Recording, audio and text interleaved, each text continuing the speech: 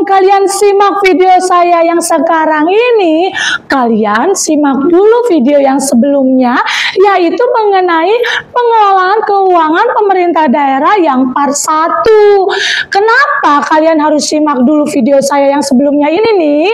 Supaya kalian bisa sinkron dan mengerti ketika saya menjelaskan di video saya yang sekarang mengenai pengelolaan keuangan pemerintah daerah part yang kedua.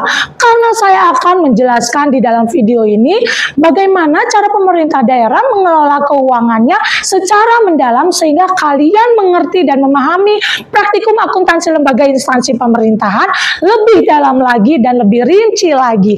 Let's check it out. Halo para pembelajar, aku mau ajak kalian semua nih untuk semangat belajar.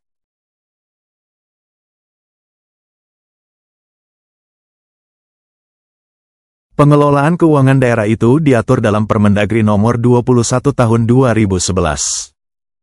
Isi Permendagri Nomor 21 Tahun 2011 mengatur tentang pedoman pengelolaan keuangan daerah.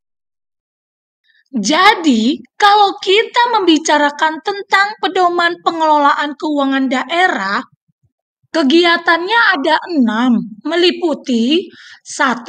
Perencanaan, 2. Pelaksanaan, 3. Penatausahaan, 4. Pelaporan, 5. Pertanggungjawaban, dan yang terakhir, yang keenam, pengawasan keuangan daerah.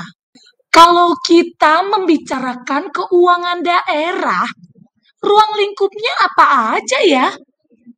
Kalian mau tahu kan ruang lingkup keuangan daerah itu apa saja?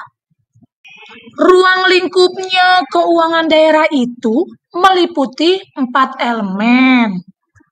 Elemen pertama ruang lingkup keuangan daerah yaitu hak setiap daerah di Indonesia untuk memungut pajak daerah masing-masing, retribusi daerah, dan melakukan pinjaman jika anggaran di daerahnya masih kurang.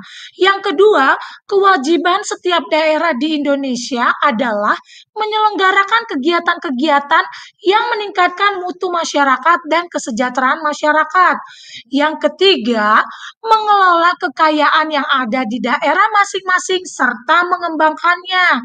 Yang keempat, yang menjadi ruang lingkupnya yaitu mengelola kekayaan pihak lain yang dikuasai oleh pemerintah daerah dalam rangka penyelenggaraan kepentingan umum.